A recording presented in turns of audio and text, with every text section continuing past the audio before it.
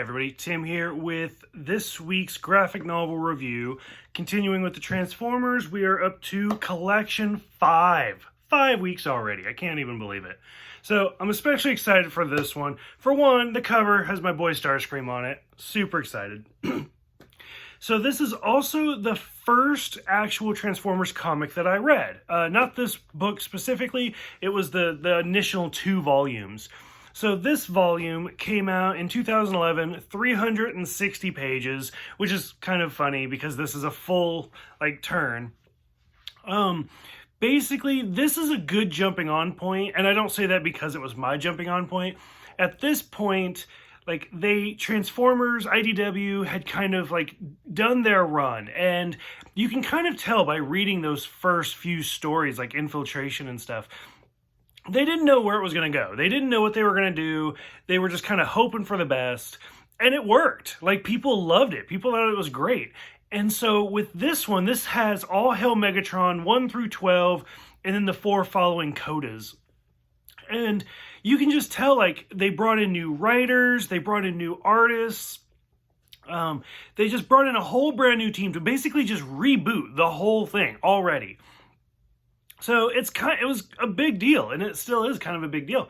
And so, but it is still in the continuity, but they change little things here and there. So you'll kind of notice, not everything fits just right.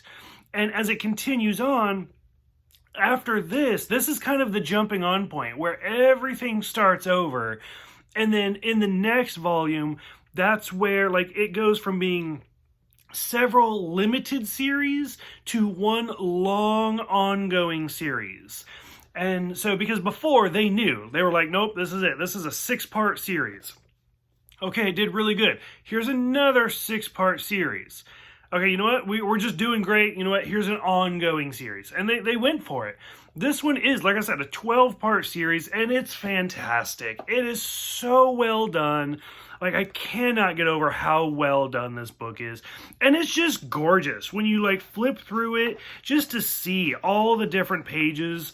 And there's actually very little dialogue. It's mostly just art. And I think for me, that's what kind of sucks me into it. So it's basically just all about Megatron taking over the Earth, specifically New York City. But they go through a lot of different cities and stuff. And so from the very beginning, the first page is one of my absolute favorites because it's the Constructicons. We see the Constructicons and some of the Seekers and stuff, and they're just we're here to offer our friendship. And then they just look at each other and just start laughing and just blowing up the buildings. And it's fantastic. We see Soundwave being totally badass, jamming the missiles. And all we know about the Autobots is that they're somewhere on Cybertron and Optimus Prime's injured. That's it. That's all you get for the first half of this book. So it's just build up. And so I've said before, I love to try to hear different ones in different voices, usually the 80 cartoon series voice. But in the first 4 volumes, I couldn't hear Soundwave in that voice. He had his own voice because he talked pretty fluidly. And this one, it's very Frank Welkner. It's very monotone, very flat, and it worked. I absolutely loved it. We meet Colonel Danny Witwicky. It's not Sparkplug like the old cartoon, but it's Danny Witwicky. And so already they're kind of turning things, bringing in their new / retelling of the original characters. And so much of this, you can flip through this book in a half hour. I recommend taking your time looking at the artwork, but you see just all of these Decepticons posing as Strange. You see Devastator, taking out the tunnels. And it's just beautiful artwork. It's so, so well done. One of my favorite parts is when, Wheeljack and Bumblebee are on Cybertron, which is a great reference to, the pilot episode of the original shows, because it's the 2 of them out looking for it. And Wheeljack being I'm going to send a call for help. And Bumblebee's we don't have the energy. He's it's going to last 1/100th of a second. Who's going to notice that?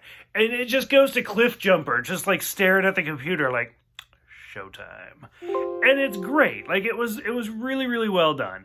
And it just has that little bit of humor. We know that somebody's a traitor in the Autobots, and we know Sunstreaker's alive. So again, kind of keeping with that continuity.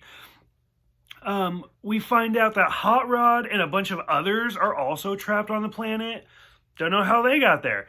Nothing but questions, and look at that. You're already like halfway through this book. But it just keeps going. So we see the Wreckers, we see Cup and Perceptor. Perceptor's like scary now, and it's beautiful. It's just, he's such a great character. We see Sam Witwicky. Again, it's not the Sam like we all, or the Spike that we all think of, like especially not Shia LaBeouf, but it works for this type of series. Him just being the military, a little bit older. It's not like the teenager type story. Hound and Cup, basically like just seeing who has the biggest dick is great. The two of them just arguing. And then the big twist is Megatron has the Matrix of leadership. How did he get it? We also haven't really talked about the Matrix, looking at some of those old ones. We saw it a little bit at the end with Optimus and Nova fighting, but we haven't heard a lot. So you can already tell that they're going to kind of redo some of this storytelling. Drift makes his return appearance, which, I mean, he was introduced, last book? And so to see him again is great. Him and Perceptor just taking out the swarm is great. It's really well done. Blur also kind of makes his appearance. I don't think we've seen Blur since the first volume. Like, it's been a hot minute. So it's great to see him again. We learn all about the Insecticons and how they were created to basically like outsmart everybody, but it's only like 1 in 1,000 that works. So all of the rejects are put onto Cybertron, and that's this giant swarm trying to eat the Autobots. Sideswipe tries to talk to Sunstreaker about Hunter, and he's not having it. So again, a lot of it seems like it's not part of continuity, but then you get this little bit that really is part of continuity, like Hunter's showing up, which kind of brings me to a point where I think, like, I read this without ever having read the older stuff. And usually when I recommend Transformers to people, I'm like, if you're at all iffy about it, go ahead and start with this. The older stuff is a little bit more difficult. I think of it like Star Trek. A lot of people can just jump into like, well, even before, like if it was like 10 years ago, like a lot of people would just jump into the Next Generation and go. A lot of people today just jump into Discovery or Picard and go. Me being kind of a purist, if you guys have watched my TV show reviews like Doctor Who or Star Trek, I gotta start from the beginning. It's who I am. I can't break it as much as I want to. And so that's what I do. I go all the way back. But like when you get to this point where they're talking about Hunter, somebody who hasn't read the older stuff is just going to kind of dismiss it. Whereas if you know who Hunter is, you're like, oh, okay, this is what's going on. Like, what happened to Hunter? So it's really kind of important. But we get some of those flashbacks of like Sunstreaker and Hunter being separated. He doesn't really want to talk to him.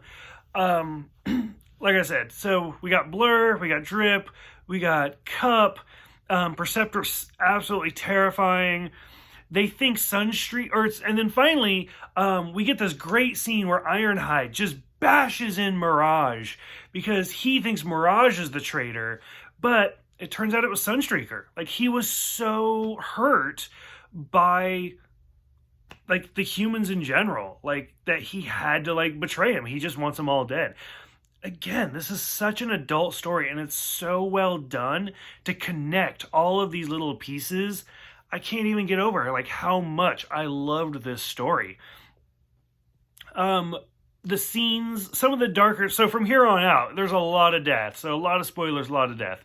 So some of the other deaths, like when Rampage is shot, and just seeing Soundwave lose his shit is really kind of heartbreaking. You don't even like Rampage, and it's still watching Soundwave. Like, it's almost like his kid was killed, so he's really sad. We get Starscream and the Megatron. We get the Autobots and the Insecticons. Omega Supreme shows up, which is kind of weird. And then when the Autobots like show back up on Earth, I don't really like it. I don't know if I could find it that fast. I should have like bookmarked it. It kind of bothered me a little bit. I wasn't a big fan, only because Omega Supreme ends up with like this 2-page, like, oh, there it is. It's this double-page picture, and it just doesn't work because, like, his face, actually, that's Devastator. That's not even the picture I was looking for. But still, stuff like that doesn't necessarily work. I prefer the 1-page pictures because, like, even with that one with Devastator, like, because his face is right in the middle, you basically lose, like, the whole shock value. And so I'm not a big fan of it. So we get that. Let's see. We start to get the line of, like, freedom is the right of all sentient. Just shut up. Like, it's a fantastic reference, like the movie and stuff. We find out that the plane carrying the bomb being the Decepticon, it's great. Like, all sorts of these little twists and turns. And you're on the edge of your seat the entire time. Finally, the end when Megatron's shot and, like, they have to stop the bomb. It's a great scene only because to see my boy Thundercracker come out. And, like, Thundercracker is kind of hit and miss. I'll spoil a little bit. Like, he does survive this, but it's not until phase 2, especially when he gets Buster, that he really becomes a great, great character. And that's it. Like, and then Sideswipe's decision at the end with Hunter is heartbreaking. Like, it's really, really sad. So, I kind of wanted more on that. Like, I wanted to see Verdi and Jimmy return. Who knows? Maybe they will, maybe they won't. But, I mean, overall, it's such a well-told story. Like, I absolutely love it. It's one of my favorite comics of all time. From here, we get into the Codas. They're really hit and miss. Like, there's not much to them. Like, we see Optimus without his mask because he goes to take a drink. And it's funny because Ironhide hands it to him and he takes a look and then his shield comes down and then he takes the drink. So that kind of covers that. We get a little bit of Trypticon. Starscream wanting to kill Megatron, but Soundwave won't let him. And he ends up wearing the Matrix. Kind of some foreshadow to Starscream's rise in power. Let's see. We get a little bit of Cyclonus and Galvatron's return. It's okay. It's not great. We get Sunstreaker, like, after he's, like, sacrificing himself. We get some of his, like, flashback memories. Again, most of these are not that great. My favorite ones are the later ones where we learn all about Cup and him, like, because we know he was how he survived on the planet by his spotlight. And then to have, like, why is he alive and, like, roaming around the galaxy now? And we learn about his cigar and stuff. I got a little, like, Charlie Chaplin going on. How do you get the cigar? So we get that, and the secret programming put inside of him. We get Lost and Found. We get Drift, Blur, Blaster's return, Cup, and then this is where we find out Perceptor gets injured. So because he gets the hole, well, we saw him get the hole blown in his chest in the Drift storyline. But this is where he, like, puts himself back together. And let me tell you, it is one of my favorites. So I just said, like, I don't like the 2-page spreads because you lose the stuff in the middle. I prefer the 1-page spreads. And this is a great example where you just look at how badass Perceptor looks with him holding his rifle. And he's like, nope, here we go. We're doing it. It's all in a day's work. So stuff like that's great. Spike, his little one-shot's not great with Ravage. He's, like, in a whole thing, and Ravage is beating up on him. And then finally, Bumblebee saving people kind of at the end. And it's a lot of little stories, kind of some closure marks. But they're all really well done. Overall, I cannot recommend this book enough. It is easily one of my favorites. If you don't think you like Transformers, if you have no interest in reading Transformers, I'd still beg you to just read this one because it might change your mind. At the very least, it's so gorgeous just to look at the artwork. So, for those of you who have read it, what do you guys think about it? Like, do you love it? What was your jumping on point for Transformers? And then, for those of you who haven't, I don't even know why you're watching it, but it's okay. But let me know what you guys think. Hopefully, if I have just, in the 5 videos I've done, if I could just make one person read Transformers, this whole thing's worth it. So, let me know what you guys think, and I will see you guys next week for Volume 6.